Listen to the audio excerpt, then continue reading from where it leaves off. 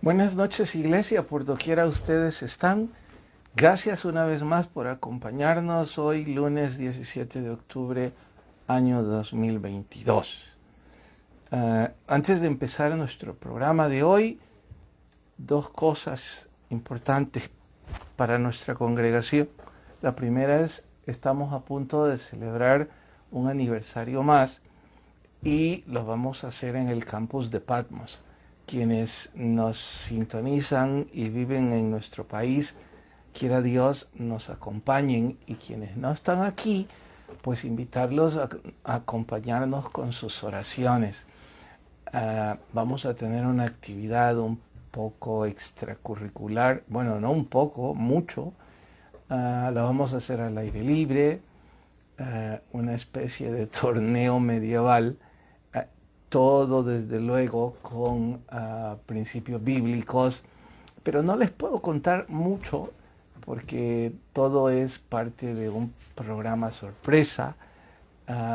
Entre tanto llega el día, por favor ayúdenos a orar, porque nuestra intención es que nuestros amigos, familiares, conocidos que aún no han sido alcanzados, esta excusa los empuje a escuchar el Evangelio de nuestro Señor. Quiera Dios se entusiasmen y entreguen su vida a Él. Y el segundo anuncio es respecto al verso que vamos a memorizar esta semana. En medio de tanta maldad, de sobra sabemos que no hay uno tan solo que pueda autonombrarse bueno o justo. La Biblia dice que quien tal cosa hace se vuelve mentiroso o se engaña a sí mismo, porque todos llevamos maldad, probablemente algunos de forma extrema, otros tal vez no la manifiestan de forma extrema, pero hay maldad. Eso es el resultado del pecado original. Y cuando vemos en derredor nuestro algunas de nuestras actitudes, no podemos dejar de pensar que de no ser por la gracia de Dios en nosotros, wow, cuántas cosas que no debemos hacer haríamos, o cuántas ya estamos haciendo. En medio de toda esa maldad, confusión y error al blanco, cabe preguntarnos, bueno, ¿y quién es entonces el malo y quién es el justo? Malaquías nos lo deja ver claro, que la diferencia entre el justo y el malo no es el que se equivoca más y el que se equivoca menos. La diferencia es el que le sirve a Dios y el que no le sirve. El verso es, entonces os volveréis y discerniréis la diferencia entre el justo y el malo, entre el que sirve a Dios y el que no le sirve. Malaquías 3:18. Tercero, antes del programa, y no muy importante, pero sí curioso, alguien me escribió hoy y me preguntó que por qué yo sentía favoritismo por la literatura medieval. Yo ya expliqué en el culto que mi favoritismo es por la monarquía davídica, porque nuestro Mesías príncipe está por venir, y todas esas historias obviamente navegan por la filosofía de la monarquía, de los reyes y de los herederos al trono. Buena parte de la Biblia está en dicha plataforma, pero hay otra más, la manera en la que hablan. Si ustedes le prestan triple atención, ellos ocupan mucho el vosotros. Y al ocupar esa forma de hablar, hacen eco precisamente de la monarquía. Saben que el vosotros, el vos, surge como un acento para la nobleza. En nuestro país, hace 30 años o 40, cuando yo era muy chico, El vos era para la clase social baja, los que nacimos en una cuna con limitaciones. El usted era para mostrar respeto a nuestros adultos, profesores, a la autoridad, a nuestros padres.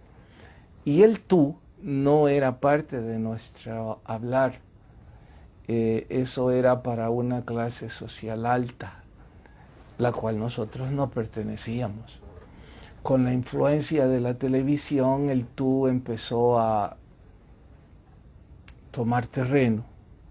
Y yo diría que hoy por hoy el vos ha sido desplazado, no para muchos, quiero decir, no para todos. Yo sigo amando al vos y difícilmente ocupo el tú a no ser para nuestro Señor, por la reverencia con la que le hablo. No me apetece tratarle de usted porque siento distanciamiento. Más bien siento amor, respeto y reverencia cuando uso el tú.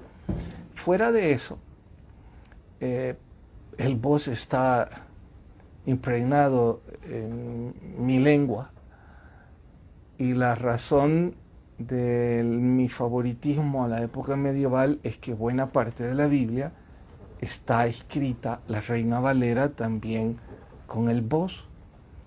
Como prueba cito el versículo que estoy memorizando y muchos otros que he memorizado. Jenny está con rostro de ¿qué estás diciendo? Nunca le has prestado atención, ahora préstale atención, escucha esto. Entonces os volveréis. ¿A quiénes se refiere? A vosotros. Y discerniréis. ¿En qué pronombre? A vosotros. Y así repetidas veces. Es parte de la escritura bíblica en la versión Reina Valera, del 60 creo, o del 30.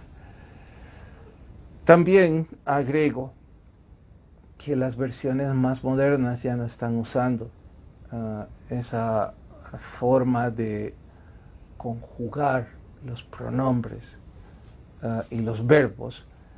Están usando un español a mi gusto más corriente, menos complicado.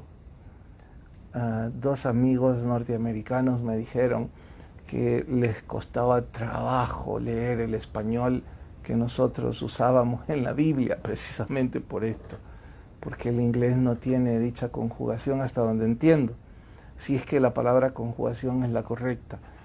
Bien, basta ya de todo lo que está antecediendo a las respuestas de la guía de hoy.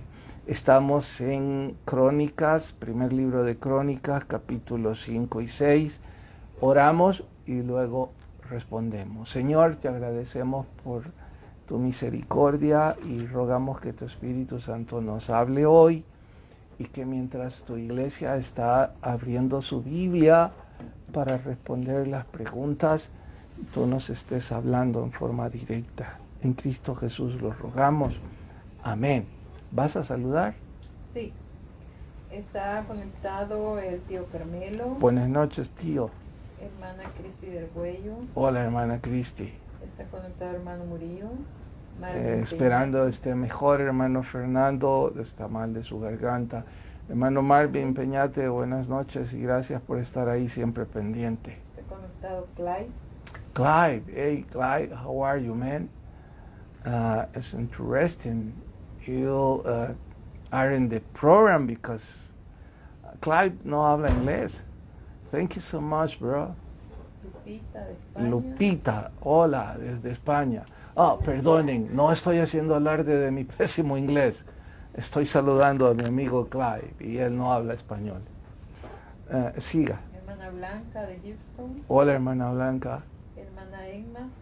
Buenas noches, hermana Emma. Hermana Marina Gamero. Hola, hermana Marina. Y otros más, pero ya no tiene tiempo, me dice Jenny. Qué emoción es para nosotros saber que hay varios de ustedes interesados en responder la guía. Bien, Corramos, pues. ¿Por qué Rubén perdió la primogenitura y qué aprendemos a nuestro diario vivir? Ojalá para el media semana Jackie me haya ayudado ya lo suficiente. Jackie es parte del equipo de multimedia en nuestra iglesia, diseño.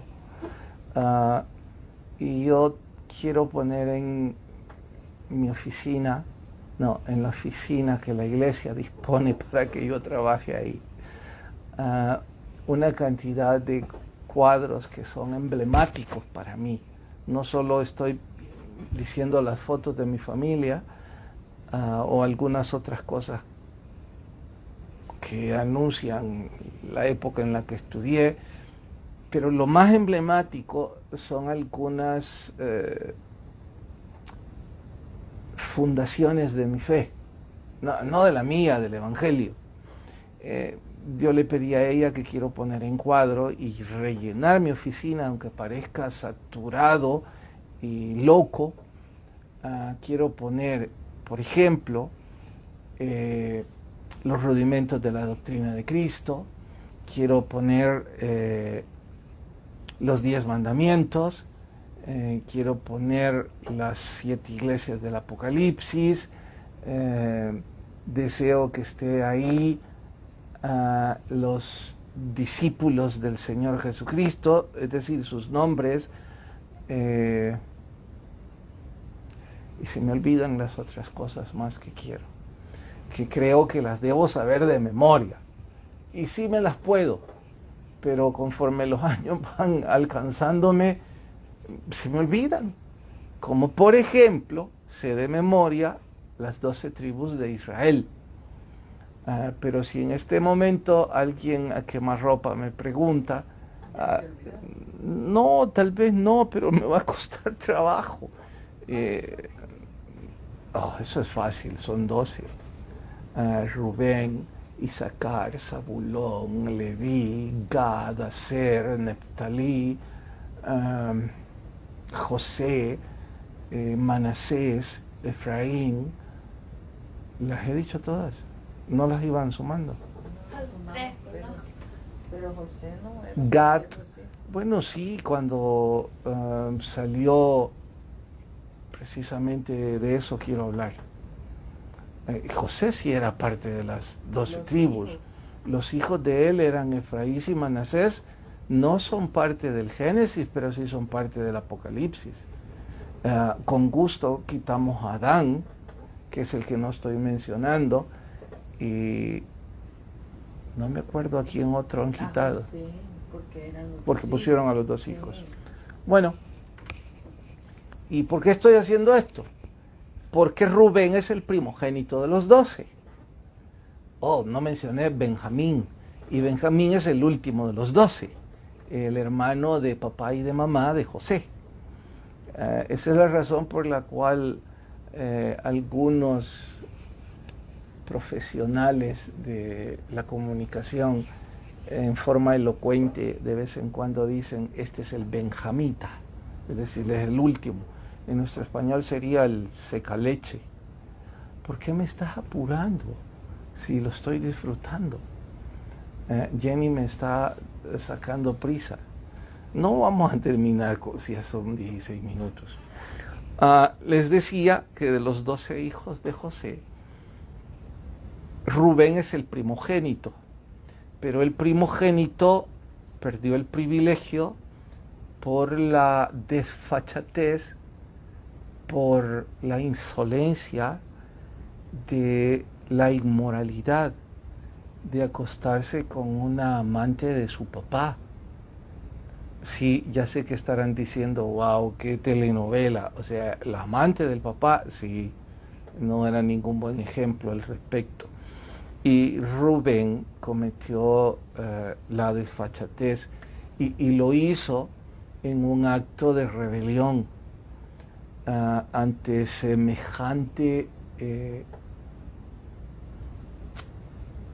inmoralidad, ante semejante acto desvergonzado. Se le quita la primogenitura y se le entrega a Judá. Se le entregó a José en primera instancia, pero como José no aparece en la profecía porque aparecen sus dos hijos, entonces se le entrega a Judá, que era el segundo en la cronología. Y ya sé que algunos dirán, pero ser el segundo, un privilegio totalmente inmerecido. Por Dios, todos los privilegios cuando giran alrededor de la gracia de Dios son inmerecidos. Solo estoy buscando algún tipo de explicación semilógica. Lo que sucedió es que Judá fue el que maduró, fue el que primero intentó detener a sus hermanos del parricidio. Parricidio es cuando asesinan al papá. Se me olvida cómo se llama cuando es homicidio a un hermano, asesinato contra un hermano. El asunto es que Judá intentó detenerlos, pero no lo consiguió, les tuvo miedo. Más adelante, cuando el mismo José los puso a prueba, Judá demostró que él estaba arrepentido y estaba dispuesto a pagar con su vida la vida de Benjamín. De hecho, eso fue lo que quebró el corazón de José y que empezó a llorar ante sus hermanos. La pregunta decía que por qué Rubén perdió la primogenitura. Bueno, esa fue la razón. ¿Qué aprendemos en nuestro diario vivir de esto? Pues todo. Un acto de inmoralidad extremo anuncia nuestra falta de reverencia y respeto a Dios. No estoy diciendo que hay actos de inmoralidad que se aplauden, todos se rechazan, se desaprueban, pero como que hay algunas cosas que rayan los límites, y esta era una. Entonces, bien haríamos en esforzarnos por nosotros mismos a establecer límites. Y antes que me pregunten, pero ¿y dónde está ese parámetro para establecer límites? Bueno, nuestro estudio de la palabra, entre más la vayamos conociendo, más vamos a conocer el carácter de Dios ahí descrito y más respeto vamos a sentir por Él. Siga. ¿Por qué fue dada a José? Ya lo he dicho. Los de Gad y Manasés ganaban peleas por su destreza en batalla contextualizada. Wow, si no lo han leído, emociónense. Los de Gad y los de Manasés, que son los que se quedaron al otro lado del río, de los 12 hijos de Jacob. Perdón, fraticidio, dice Exacto, tío Carmelo. exacto, fraticidio. Gracias, tío, por recordarme la palabra. Ven, se me está olvidando todo. Wow, ¿qué pasa entonces a los 60?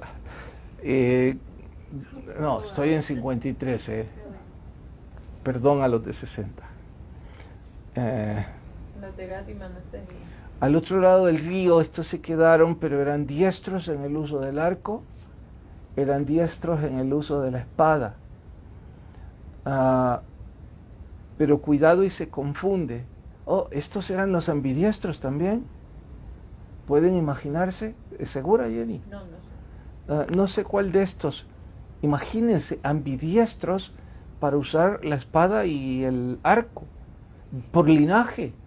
O sea que los que habían nacido en esa familia ya tenían el ADN para ser ambidiestros y sin duda con el aprendizaje desde bebés lo mejoraban. Sí, ya sé que algunos me dirán que es una habilidad aprendida, como los niños que antes de caminar aprenden a montar un caballo, que no es un dicho a la ligera. Yo me atrevo a decir que hay niños en este país, en el nuestro, que aprenden a surfear antes que caminar.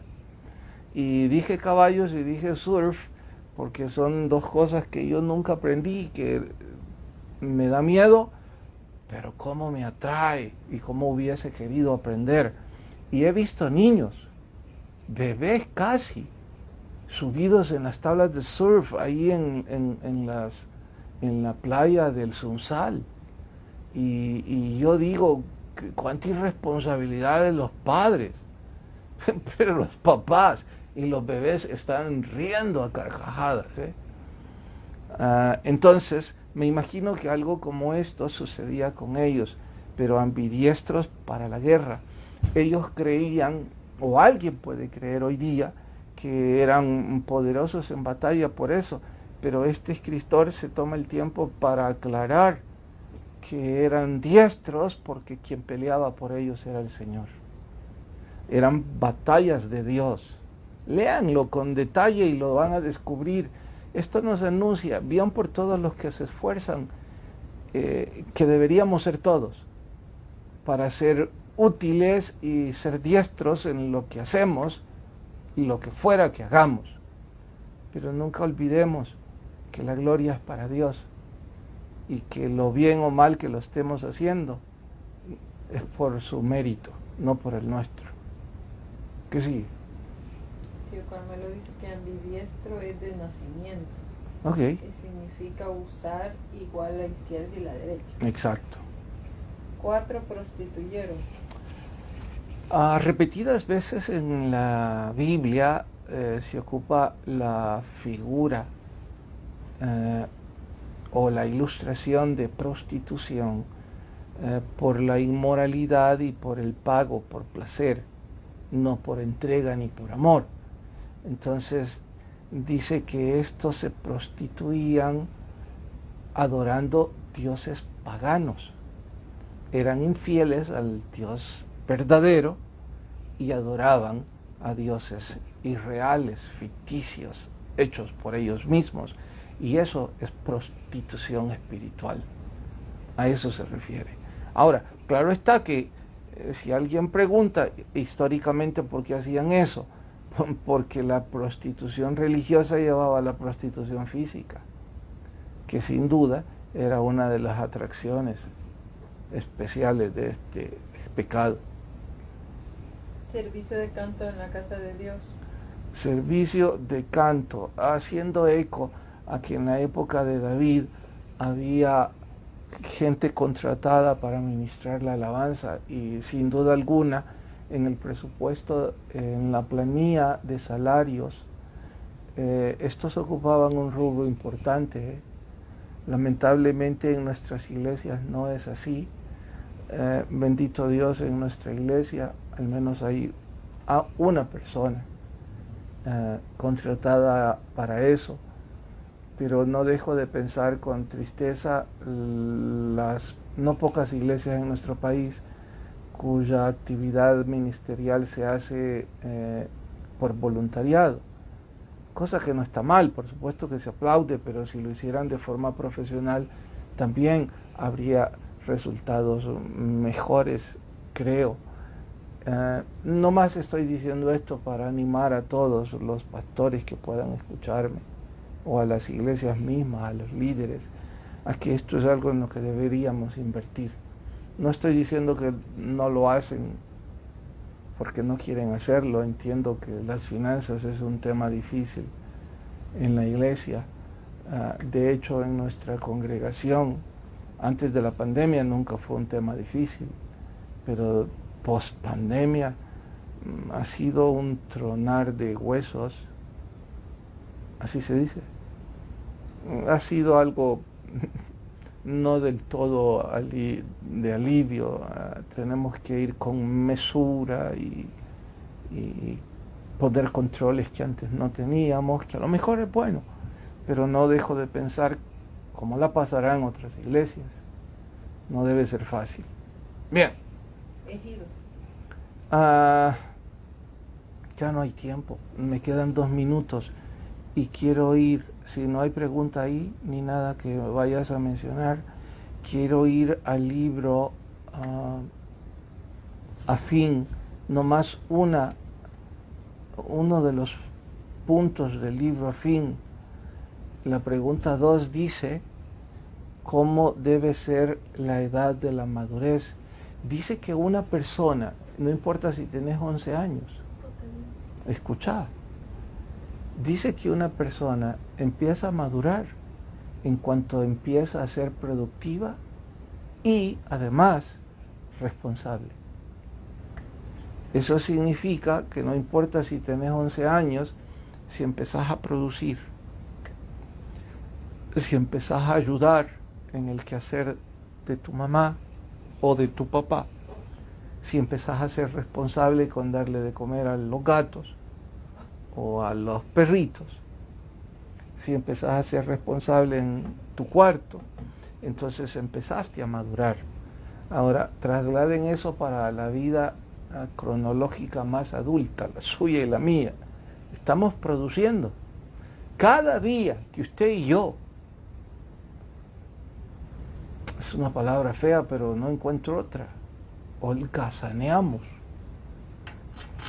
somos inmaduros, porque no producimos. Ah, el pastor, pero el día de descanso es para haraganear. No es cierto. El día de descanso es para descansar un poco y luego adorar y servir a nuestro Señor. Quiera Dios entonces que nos volvamos productivos y además responsables.